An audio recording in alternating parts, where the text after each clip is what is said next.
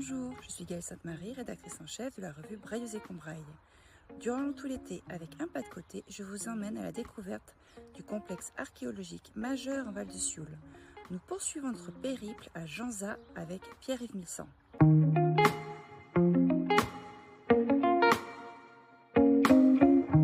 Alors déjà, c'est pas banal de trouver un établissement, un habitat qui fait quand même 30 hectares. Les habitats fortifiés à l'âge du bronze, en moyenne en France, c'est à peu près 3 hectares.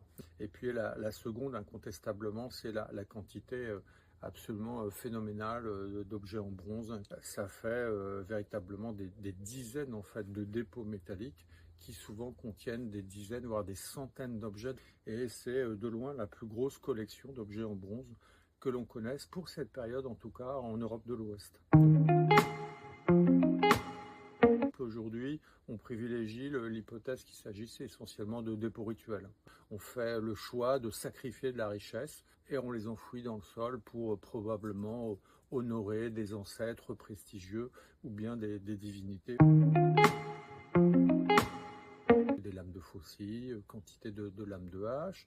Il y a des objets qui sont associés évidemment au travail du bronze, de l'outillage d'artisans, et puis des objets qui étaient plutôt associés quand même aux élites, des quantités assez exceptionnelles de parures. Beaucoup de bracelets, également des torques, ces parures de cou qui sont vraiment emblématiques de l'âge du bronze et de l'armement.